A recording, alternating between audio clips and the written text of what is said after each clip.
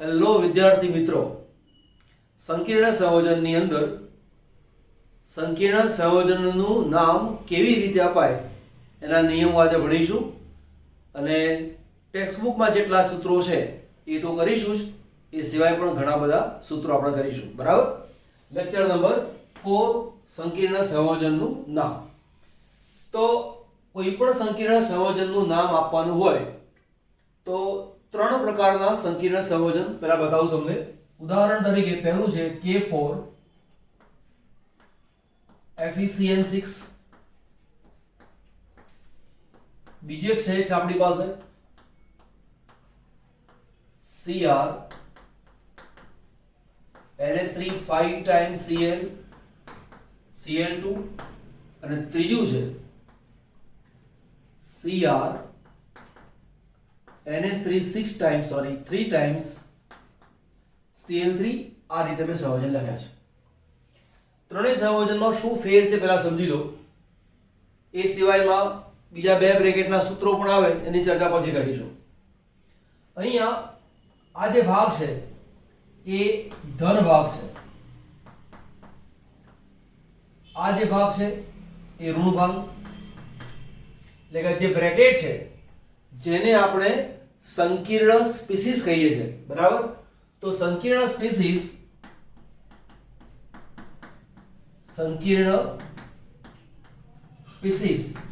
એ કેવી છે? ઋણ. અહીંયા સંકીર્ણ સ્પીસીસ પહેલા આવે તો એ ધન છે અને આ જે ભાગ છે એ ઋણ છે. આ જે બ્રેકેટ આપેલો છે એમાં આગળ કે પાછળ કંઈ મૂકેલું નથી, એનો મતલબ કે આ ભાગ જે છે એ કેવું છે? તટસ્થ. હવે સંકીર્ણ સંયોજનનું નામ આપવાનું હોય તો પહેલો નિયમ શું? તો નિયમ નંબર 1 અને તે છે પ્રથમ ધન ભાગનું નામ આપવું, ત્યારબાદ ઋણ ભાગનું નામ આવે. તો અહીંયા પહેલું નામ કોનું મળે? પહેલું નામ આને મળે, બીજું નામ આને આપે. આ જે સંકીર્ણ સ્પીસીસ છે આમાં પહેલું નામ આનું આવે, બીજું નામ આનું આવે. હવે અહીંયા આગળ પાછળ તો છે નહીં, એટલે કે જો તટસ્થ હોય, એટલે કે જો સંકીર્ણ તટસ્થ હોય તો આ જે સંકીર્ણ છે એ પ્રમાણે નામ આપવું તો તેનું નામ અથવા તેના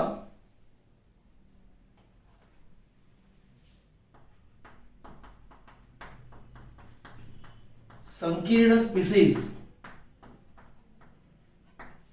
નું નામ એ રીતે આપવું જે રીતે ધનભારિત સ્પીસીસનું નામ અપાય. એટલે આ ધનભારિત સ્પીસીસ છે, આનું જે રીતે નામ આપતા હો તે રીતે આનું નામ આવે, આવું કહેવાય. આ પોઈન્ટ ક્લિયર કર્યો આપણે. નિયમ નંબર 1, નિયમ નંબર 2. ત્યાર પછી શું કરવાનું? તો સૌથી પહેલા આપણે આ બ્રેકેટનું નામ કેવી રીતે અપાય તે જોઈ લઈએ. બરાબર. તો અહીંયા લખું છું સંકીર્ણ સ્પીસીસ નું નામ કેવી રીતે અપાય? તો એની અંદર ચોક્કસ નિયમ છે કે આલ્ફાબેટ પ્રમાણે, એટલે કે આલ્ફાબેટ મુજબ પ્રથમ लिगेंड નું નામ આવે, આલ્ફાબેટ મુજબ એટલે શું? વર્ણાનુક્રમ પ્રમાણે. આમાં તો આ ધાતુ છે, આ લિગેન્ડ છે, એક જ લિગેન્ડ છે, એટલે આમાં ABCD જોવાનું નહીં. NH3 છે, Cl છે, તો NH3 જે છે એમાં એમાઇન આવે. આ જે છે એ ક્લોરાઇડ આવે. તો અહીંયા છે A, અહીંયા આવે છે C. તો આ બેમાંથી મારે નામ લખવાનું આવે તો સૌથી પહેલા અમાઇન એવું આવે, ક્લોરાઇડનું નામ પછી આવે. કેમ કે ABCD મુજબ એટલે કે આલ્ફાબેટ મુજબ એટલે કે વર્ણાનુક્રમ મુજબ આ પહેલા આવે, આ પછી આવે. બરાબર? અહીંયા પણ પહેલા આ આવે પછી આ આવે. આલ્ફાબેટ મુજબ લિગેન્ડનું નામ લખું, ત્યારબાદ ધાતુ પરમાણુ અથવા આયનનું નામ આવે અને ધાતુના નામ પછી કૌંસમાં ધાતુનો ઓક્સિડેશન આંક રોમન લિપિમાં આવે. બરાબર? જેમ જેમ નિયમો ભણતા જઈશું, માત્ર નિયમોથી નામ નહીં આવે, પ્રેક્ટિકલી જે રીતે આપીએ છીએ એ રીતે તમને આવડશે. પહેલા થોડાક સાદા નિયમ તમને આપું છું અને ત્યાર પછી સમજાવતો જઈશ અને નામ શીખવતો જઈશ, એટલે બધા તમને નામ આવડતા જશે. આટલો ભાગ નોટ કરી લો. અહીંયા ધનભારિત સંકીર્ણ સ્પીસીસ એવું લખજો. ચલો, પહેલા શું આપેલું? ધન ભાગનું નામ. આ જે છે તો પહેલા આનું નામ અપાય, પછી આનું નામ અપાય. ઓકે, આ જે મારી પાસે સંકીર્ણ છે એનું નામ આપવાનું હોય તો પહેલા લિગેન્ડનું નામ અપાય, પછી ધાતુનું નામ અપાય. લિગેન્ડ બે જુદા જુદા પ્રકારના છે તો આલ્ફાબેટ પ્રમાણે અપાય. તો પહેલા આનું નામ અપાય, પછી આનું નામ અપાય. હવે લિગેન્ડની સંખ્યા આવી તો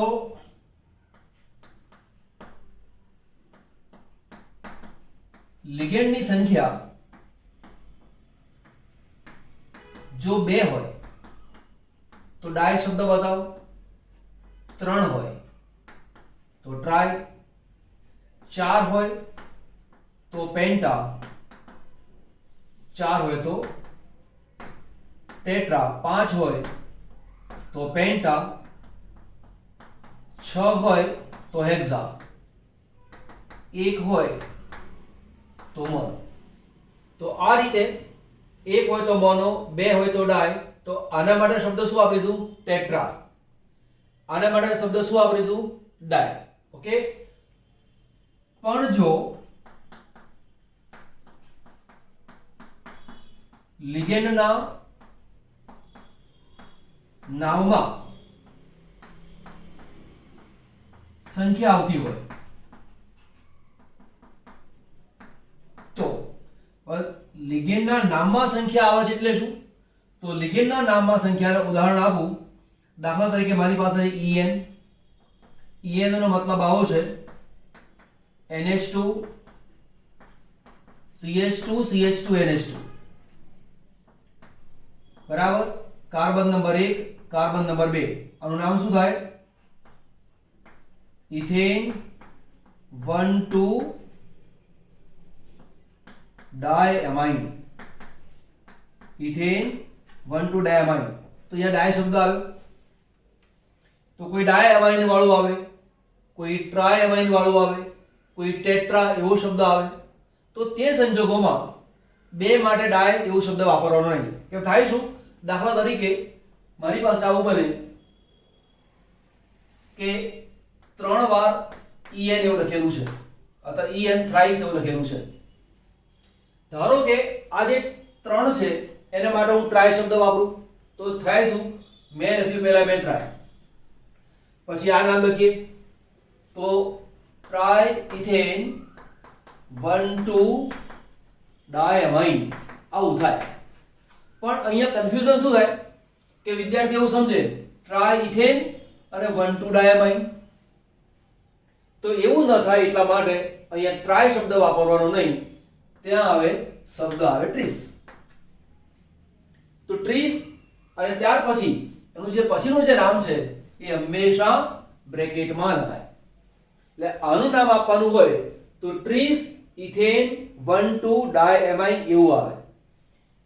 આનું નામ લખવાનું હોય તો ટેટ્રા એમાઇન, એમાં કાઉન્સ કરવાની જરૂર છે નહીં. તો યાદ રાખો કાઉન્સ ક્યારે કરવાનો? EN PN PTN એવું બહુદંતીય લિગેન્ડ, એવા બહુદંતીય લિગેન્ડ આવતા હોય કે જેમાં ડાય ટ્રાય ટેટ્રા એવો શબ્દ આવે છે, તો ત્યાં દર્શાવવા માટે બે હોય તો શબ્દ વાપરીશું 20, જો 3 હોય તો તેના માટે ટ્રીસ, જો 4 હોય તો તેનું નામ છે ટેટ્રાક્સી. તો આ રીતે 20, 30, ટેટ્રાક્સી શબ્દ યાદ રાખવાનો. ક્યારે? જો લિગેન્ડના નામમાં સંખ્યા આવતી હોય તો નામ લખવા માટે 2 હોય તો 20, 3 હોય તો 30, 4 હોય તો 30 ટેટ્રાક્સી, અને તથા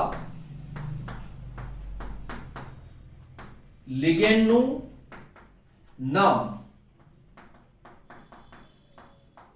કાઉન્સમાં લખવું. એક આ નિયમ છે. ફરી આગળ જઈએ. કોઈ પણ ઋણભારિત લિગેન્ડનું નામ આપવું હોય, માનો કે આ ઋણભારિત લિગેન્ડ છે, તો મેં અગાઉ વાત કરી હતી આના અગાઉના લેક્ચરમાં કે ક્લોરાઇડો, બ્રોમાઇડો, આયોડાઇડો, બરાબર. તો ઋણ લિગેન્ડના નામ પછી ઓ પ્રત્યય લાગે. ઋણ લિગેન્ડના નામ પછી ઓ પ્રત્યય લાગે. જો તટસ્થ લિગેન્ડ હોય, તટસ્થ લિગેન્ડના નામ પછી કોઈ જ પ્રત્યય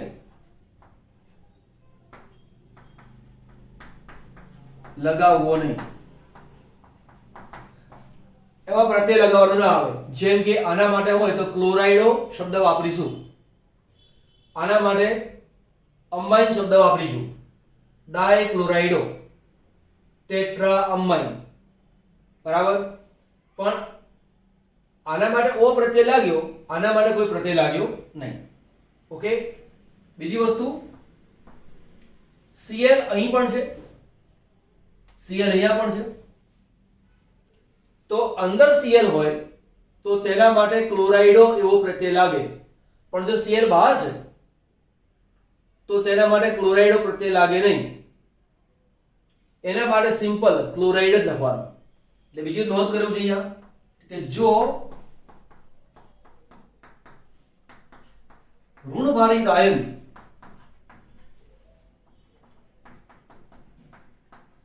કાઉન્સની બહાર હોય, ઋણભારિત આયન કાઉન્સની બહાર હોય ત્યારે તેના નામ પછી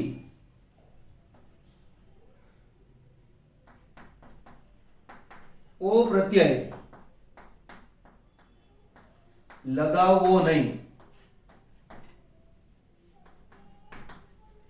તેનું મૂળ નામ લખવું તથા તેની સંખ્યા દર્શાવવા ડાય, ટ્રાય, ટેટ્રા વગેરે શબ્દ ન વાપરવો. જેમ કે આ બીજી વસ્તુ શીખવાડી. અહીંયા ડાયક્લોરાઇડો એવું શબ્દ વાપરીશું, પણ માનો કે Cl બહાર 2 વખત છે તો સિમ્પલ, એક હોય તો એક ક્લોરાઇડ, 2 હોય તોય ક્લોરાઇડ, 3 હોય તોય ક્લોરાઇડ, 4 હોય તોય ક્લોરાઇડ. તો અહીંયા 12 માટે મૂળ શબ્દ ક્લોરાઇડ, OH હોય તો હાઇડ્રોક્સાઇડ, બરાબર, પણ OH અંદર હોય તો હાઇડ્રોક્સો. 12 Br હોય તો બ્રોમાઇડ, અંદર હોય તો બ્રોમાઇડો.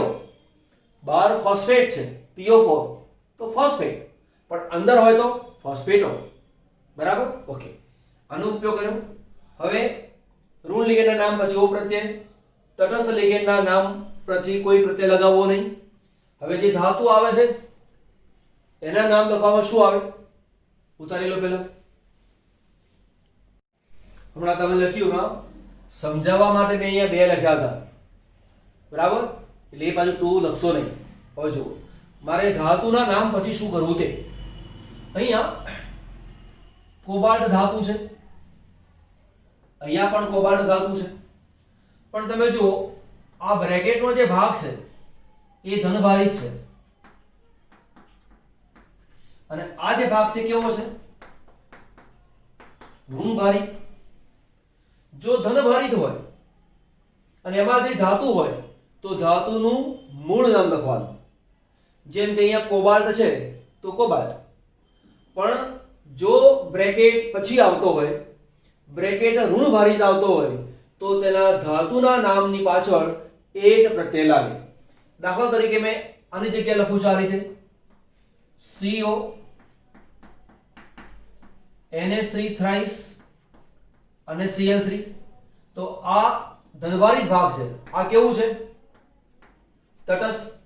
તો કાં તો ધનભારિત સ્પીસીસ હોય કાં તો તટસ્થ હોય તો તે ધાતુના નામની પાછળ કોઈ જ પ્રત્યય લગાડવાનો નહીં. કોબાલ્ટ તો કોબાલ્ટ, પણ ઋણભારિત હોય તો જ એટ પ્રત્યય લગાવવાનો. તો આપણે એક કામ કરી લઈએ, અહીંયા લખું છું ધાતુની સંજ્ઞા,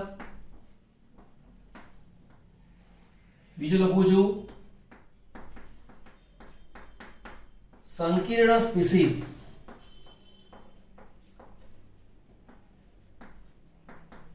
ધનભારિત કે તટસ્થ હોય ત્યારે. અને અહીં લખું છું સંકીર્ણ સ્પીસીસ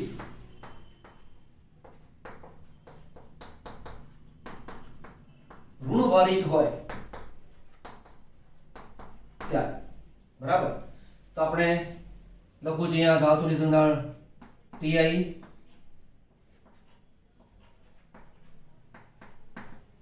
પહેલા આટલો લઈએ છીએ, પછી આ ભૂસી નાખીશ, પછી બીજું કામ કરીશું, બરાબર. તો આનું મૂળ નામ છે ટિટેનિયમ. ટિટેનિયમ અથવા તેના માટે ટાઇટેનિયમ શબ્દ પણ વપરાય. આના માટે મૂળ શબ્દ શું છે, વેનેડિયમ. આના માટે મૂળ શબ્દ કોણ છે, ક્રોમિયમ. આના માટે મૂળ નામ કોણ છે, મેંગેનીસ. આના માટે મૂળ નામ કોણ છે, આયર્ન.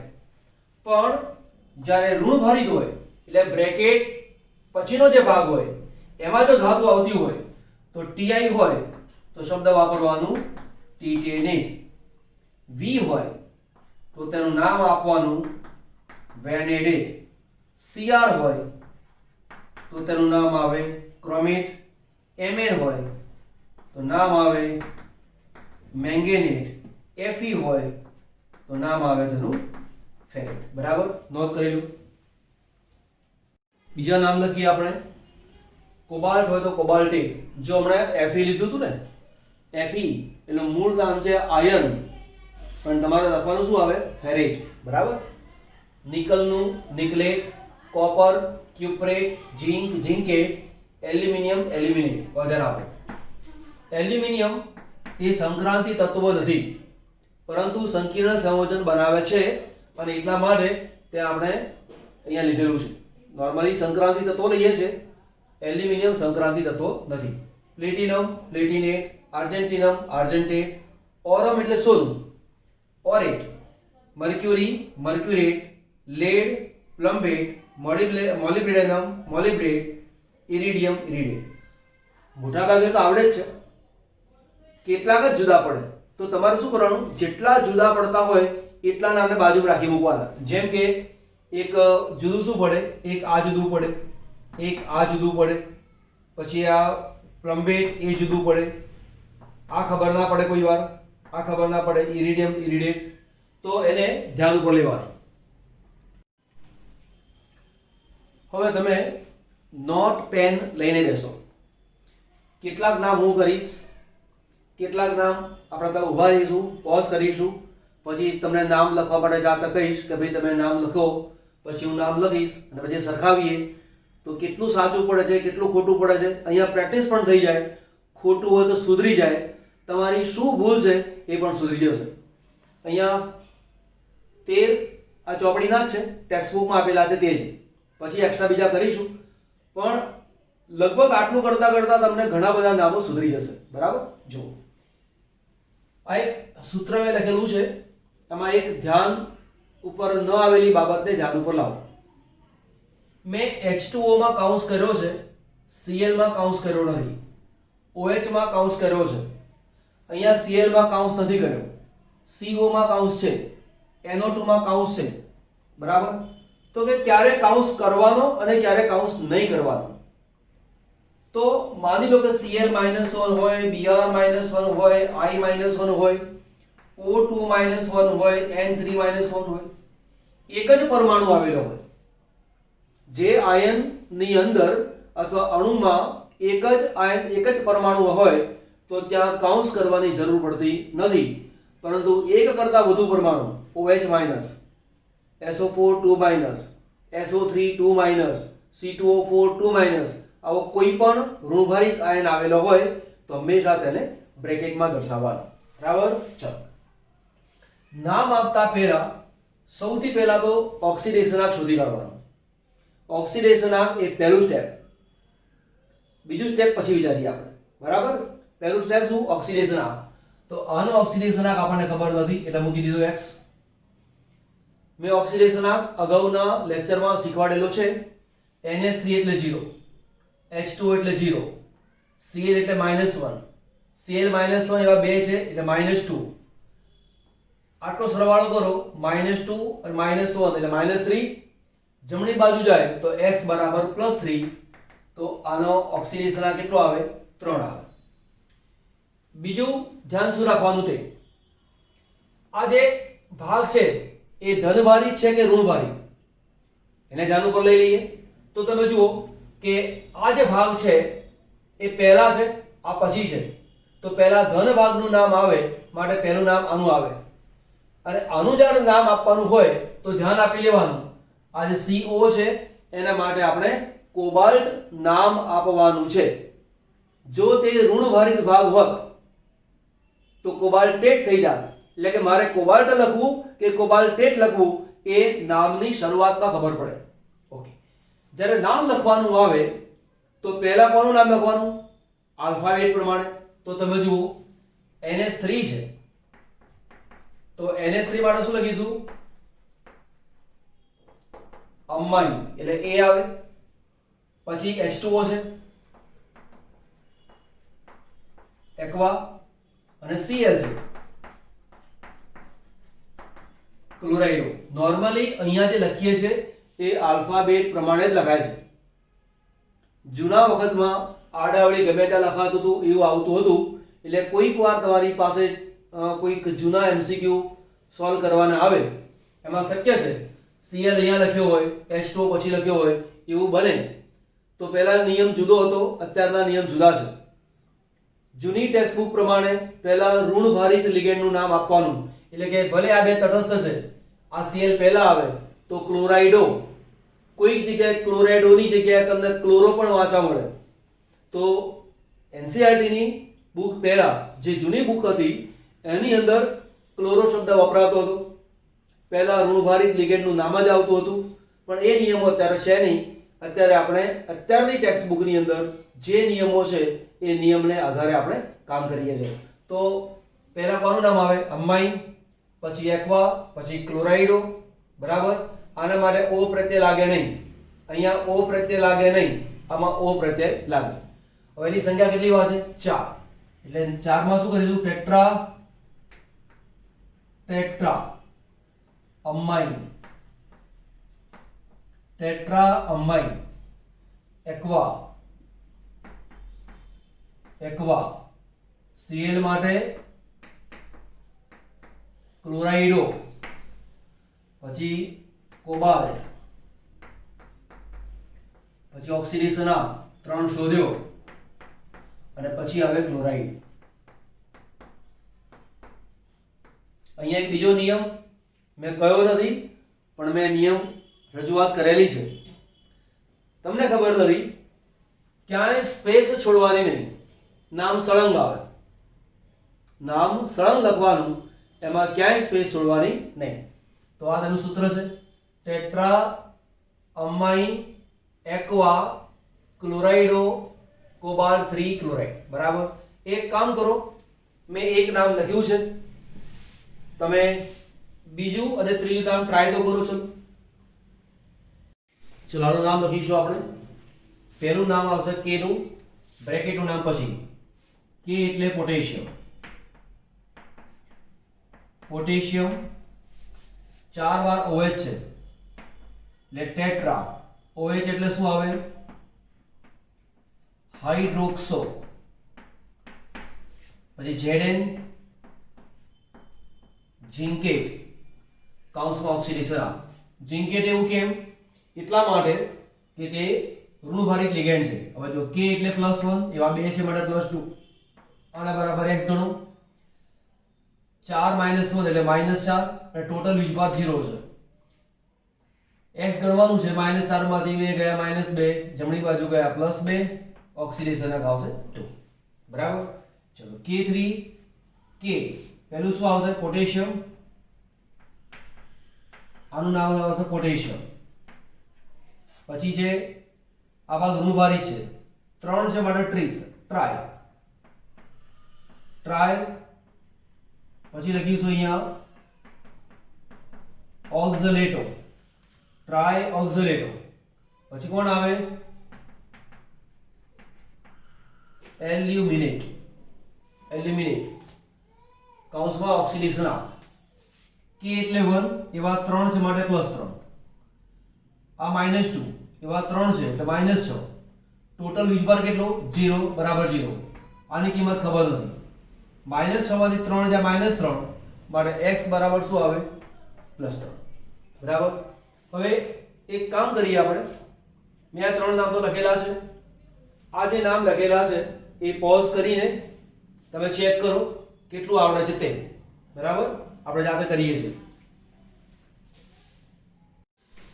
ચલો ચેક કરી લઈએ આપણે. બધા આવડતા હશે એવું માનવાની જરૂર નથી, ઘણા નહીં આવડ્યા હોય. ચલો પહેલા જોઈએ. આ પ્લસ જોઈન પાછું તમે વિચાર્યું હશે કે આવું તમે વિચાર્યું જ નથી. ચલો જોઈએ. પહેલા તો ધન ભાર છે એનો મતલબ બહુ સ્પષ્ટ થયો કે CO માટે કોબાલ્ટ શબ્દ વાપરવાનો છે. જો આ જગ્યાએ માઇનસ હોત તો અહીંયા કોબાલ્ટની જગ્યાએ કોબાલ્ટેટ એવો શબ્દનો ઉપયોગ કરવો પડે. બરાબર. તો પહેલા Cl છે, ક્લોરાઇડોમાં કોણ આવે? C. ઇથેન 1,2 ડાયમાઇન, નામની અંદર પહેલું કોણ આવે? E. બરાબર. અગાઉના પીરિયડમાં શીખવાડેલા છે નામ. તો આ જે ક્લોરીનનો C, આલ્ફાબેટ પ્રમાણે પહેલું કોણ આવે? Cl આવે. તો નામ આપીશું, 2 વખત ક્લોરીન છે એટલે કે ડાય ક્લોરાઇડો.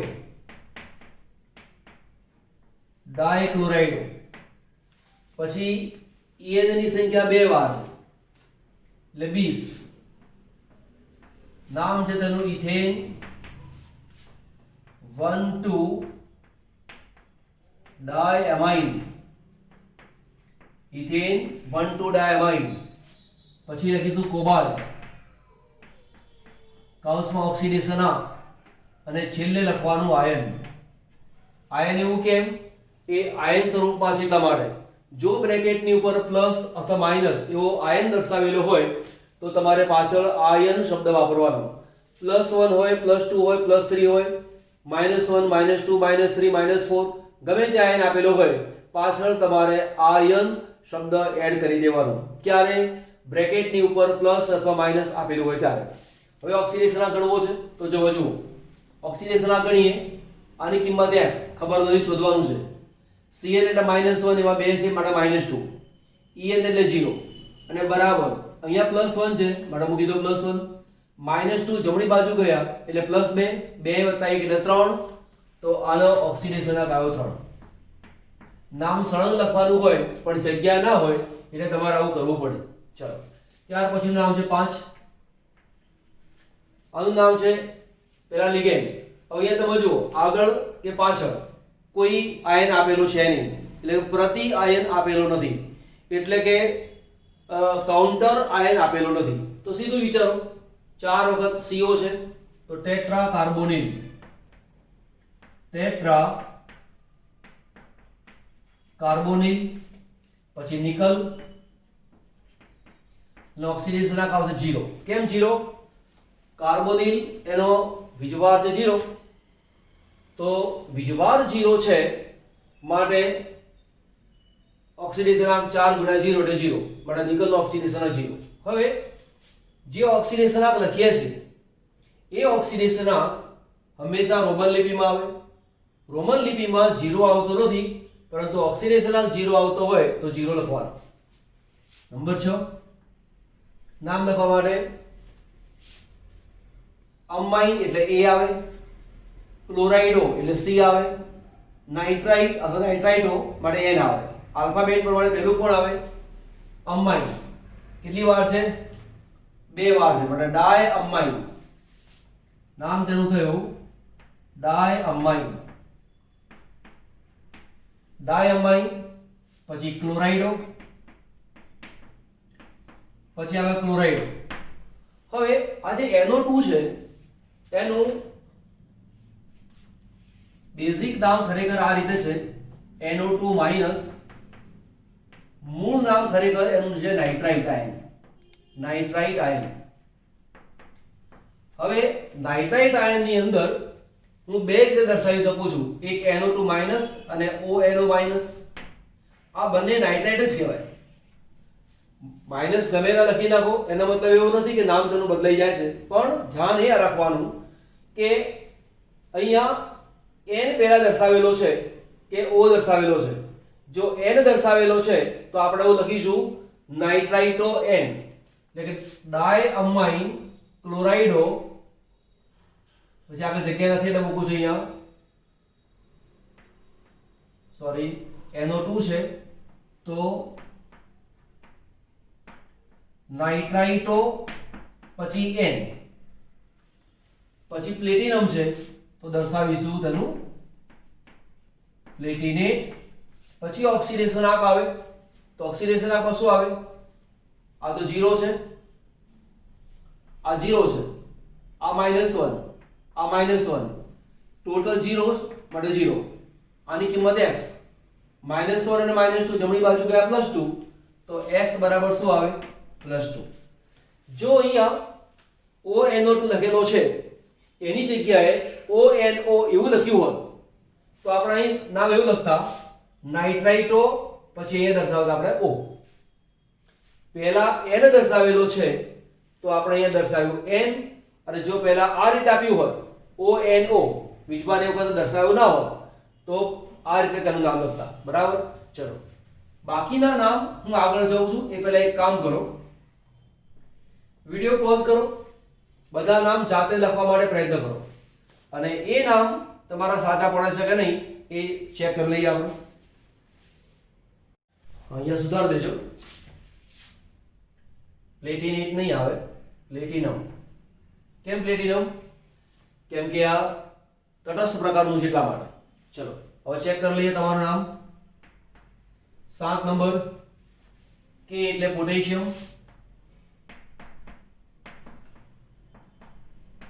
પોટેશિયમ પછી આ છે ટ્રાય ઓક્ઝલેટો નામ તેનું થયું ટ્રાય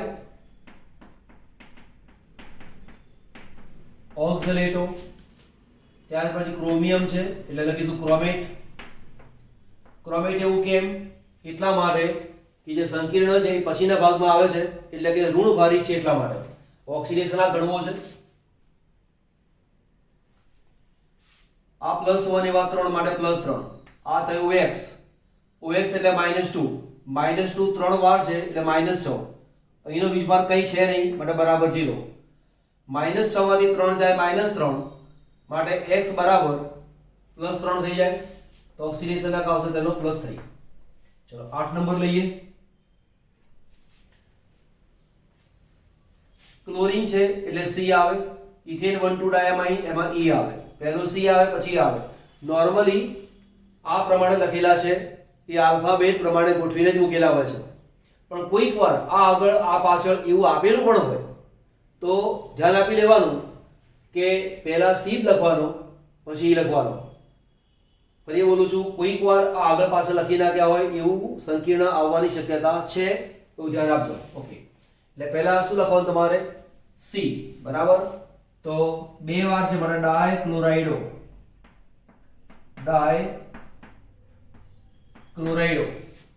પછી બે વાર છે માટે 20 કૌંસમાં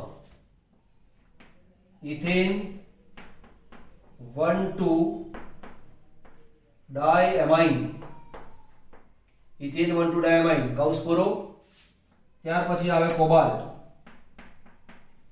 કૌંસમાં ઓક્સિડેશન આપ અને કૌંસની બહાર Cl છે એટલે ત્યાં ક્લોરાઇડ. અહીંયા કોબાલ્ટ નો ઉપયોગ કર્યો. કેમ કોબાલ્ટ ઉપયોગ કર્યો? બ્રેકેટ પહેલા છે એટલે કે ધનભારિત, એટલે કે સંકીર્ણ સ્પીસીસ ધનભારિત છે. જો સંકીર્ણ સ્પીસીસ ધનભારિત હોય તો પહેલા આને લખાય, આ પછી લખાય. બરાબર. ઓક્સિડેશન આંક લખવો છે તો જુઓ, આની કિંમત આવી ગઈ x. -1 એવા 2 માટે -2. આ છે 0. Cl એટલે -1. ટોટલ વીજભાર 0. ટોટલ વીજભાર કઈ છે નહીં, બરાબર 0. એ -1 અને -2 -3 -3 જમણી બાજુ ગયા એટલે +3. તો ઓક્સિડેશન ના આવશે તેનો +3.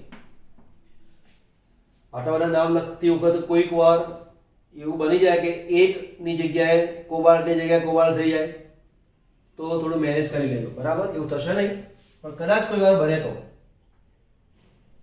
9 નંબર આનું નામ છે તો એમાઇન એટલે A, કાર્બોનેટ એટલે કે C. બરાબર. 5 વાર એમાઇન છે એટલે કે પેન્ટા અમાઇન.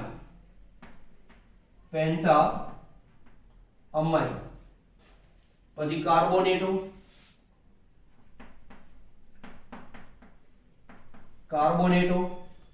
ત્યાર પછી કોબાલ્ટ, પછી ઓક્સિડેશન આંક અને પછી કોણ આવે? ક્લોરાઇડ. નામ તેનું પછી આવ્યું ક્લોરાઇડ. ઓક્સિડેશન આંક ગણવો છે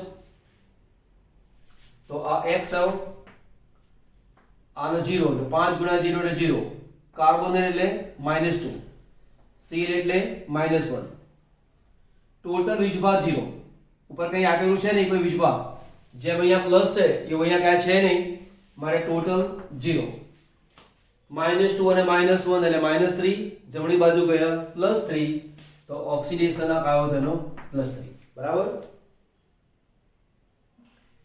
ચલો આ લઈશું 10 નંબર. 10 નંબરમાં Hg. ચલો એક આમાં ધ્યાન આપી લેજો કે 5 NH3 છે અને 1 CO3 છે, એટલે કે કોબાલ્ટની સાથે 6 બંધ બનેલા છે. અહીંયા CO3 નો વીજભાર 2- છે. CO3 નો વીજભાર 2- છે, પરંતુ તે અહીંયા એક દંતીય લિગેન્ડ તરીકે વર્તે છે, એનું ધ્યાન આપજો. બરાબર. ઓકે, આ છે Hg. 10 નંબર. હવે અહીંયા નામની શક્યતા બે વિચાર લઈએ. એક છે Hg. Hg નો ઓક્સિડેશન આંક +1 પણ હોઈ શકે, Hg નો ઓક્સિડેશન આંક +2 પણ હોઈ શકે. એ +1 છે કે +2 એ ચુંબકીય ચાપમાત્રા ઉપરથી જ નક્કી થઈ શકે, એ સિવાય નક્કી થઈ શકતું નથી. આપણે બંને રીતે લખીએ છીએ. 1 તરીકે હોય તો શું? તો માની લો કે Hg નો ઓક્સિડેશન આંક +1 છે. જો Hg +1 હોય તો તેને કહેવાય છે મર્ક્યુરસ, અને જો Hg નો ઓક્સિડેશનાંક +2 આવે તો મર્ક્યુરિક. એવું ક્યારે? બ્રેકેટની બહાર હોય તો. જો Hg અંદર છે તો મર્ક્યુરી કાં તો મર્ક્યુરેટ એવું શબ્દ આવે. બરાબર. ચલો, અત્યારે Hg નો ઓક્સિડેશનાંક 1 ધરી લીધો. હવે જે ટેટ્રા 4 લિગેન્ડ છે માટે ટેટ્રા. હવે SCN છે, SCN લખેલો છે, પહેલા પણ લખ્યો છે S, તો આવું લખવાનું ટેટ્રા થાયોસાયનેટો. અને ત્યાર પછી લખવાનું S. કેમ પહેલા S? એટલા માટે માનો કે આ રીતે હોત NCS, તો તેને કહેવાય છે આઇસોથાયોસાયનેટ. પણ માનો કે આઇસોથાયોસાયનેટ એવું લખવું નથી અને આનો જ ઉપયોગ કરવો છે, તો એને પણ થાયોસાયનેટ કહેવાય, પણ લખવાનું N. થાયોસાયનેટ S. આનો ઉપયોગ કરવો હોય તો કાં તો આઇસોથાયોસાયનેટ લખો કાં તો થાયોસાયનેટ પછી N. અહીંયા પણ ડેશ, અહીંયા પણ NS. બરાબર. Hg1 ટેટ્રા થાયોસાયનેટો, પછી કોબાલ્ટેટ, પછી નામ આવ્યું કોબાલ્ટેટ નો ઓક્સિડેશન. હવે આનો ઓક્સિડેશન +1 ધરેલું, આ x ખબર નથી, આ -1 એવા 4 એટલે -4, ટોટલ વીજભાર 0 માટે 0. જો આવું લખીએ તો x બરાબર કેટલા આવે? x -4 માંથી 1 જાય તો -3, અને જમણી બાજુ જાય તો +3, તો તે વખતે એનો ઓક્સિડેશનાંક આવે +3. પણ જો Hg નો ઓક્સિડેશનાંક 2 છે તો શું લખાશે? Hg2 tetra થાયોસાયનેટો S કોબાલ્ટેટ. પણ ઓક્સિડેશનાંક શું આવે તો તમે જુઓ, અહીંયા 2 તરીકે મૂકી દો, તો -2 માંથી એટલે -4 માંથી 2 જાય તો -2 જમણી બાજુ ગયા તો +2, તો તે વખતે તેનો ઓક્સિડેશનાંક 2 આવે. ચોપડીમાં આ રીતે આપેલું છે, પરંતુ આ નામ ખોટું નથી, કેમ કે ચુંબકીય ચાર્જ માત્રાનો આપણને ખ્યાલ નથી. ત્યાર પછી સૂત્ર નંબર 11, તો જગ્યા તો પેક થઈ ગઈ છે, લઈ લઈએ પેલા.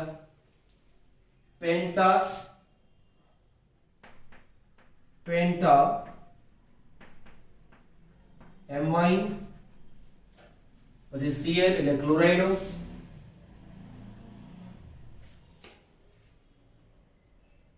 કયું નામ આવ્યું?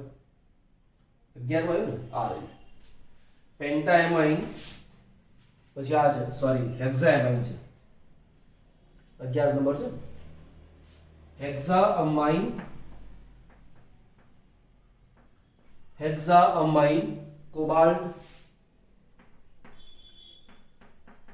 કોબાલ્ટ ઓક્સિડેશનાંક 3, અને પછી આવશે ક્લોરાઇડ. પછી અહીંયા લઈએ 12 નંબર, આટલું લખી લો, પછી બીજા નામ કહીએ આપણે. અહીંયા અમાઇન કરી દેજો. આ બે નામ પણ પૂરા કરી લઈએ. આ ભાગ છે પોઝિટિવ, આ ભાગ છે નેગેટિવ. તો જે 12મું નામ છે આ રીતે બને, 5 વાર NH3 છે તો પેન્ટા અમાઇન. ત્યાર પછી Cl છે એટલે ક્લોરાઇડો,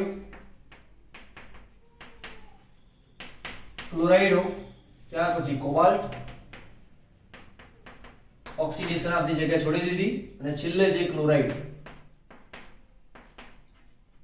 ઓક્સિડેશન આ ગણવો છે તો CO બરાબર x, 5NH3 એટલે 0, Cl એટલે -1 બે વાર એટલે -2, અને ટોટલ 0.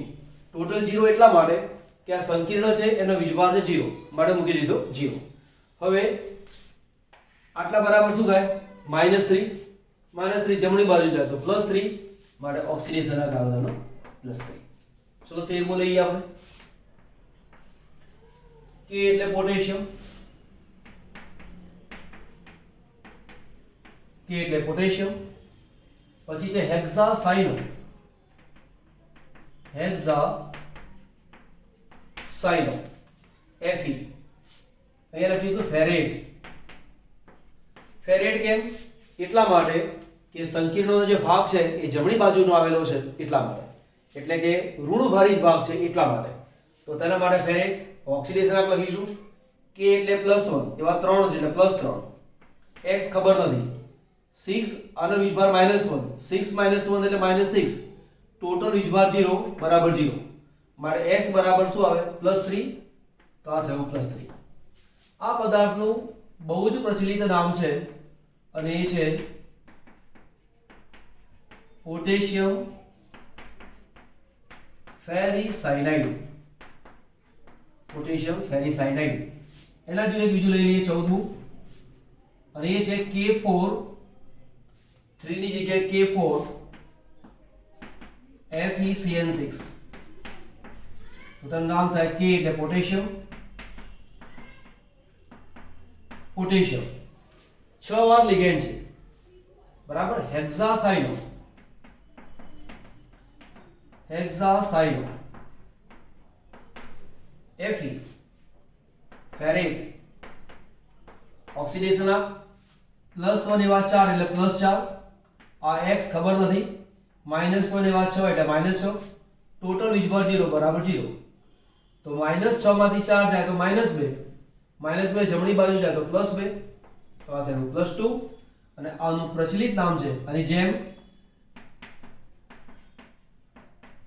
પોટેશિયમ. આ જે ફેરી છે એની જગ્યાએ આવશે ફેરોસાયનાઇડ. આ જે નામ છે પ્રચલિત નામ નથી એટલે એવું કહેવાય, અને આયુપીએસસી નથી, આને કહેવાય પ્રચલિત નામ. આ પ્રચલિત નામ, આનું નામ થયું પ્રચલિત. ઘરે પ્રેક્ટિસ માટે શું કરવાનું? એકવાર બધા જ સૂત્રોને ફરી એકવાર જાતે લખવા પ્રયત્ન કરો, અને આપણે જે નામ લખેલા છે એ નામની સાથે તેને સરખાવો અને પછી ચેક કરો કે તમને ખરેખર પાકું કેટલું આવડ્યું છે. આવતી વખતે આપણે નવા લેક્ચરમાં જઈશું અને નવા નામ કરીશું, જે બાકી છે તે કરીશું અને એક્સ્ટ્રા પણ ઘણા બધા કરીશું.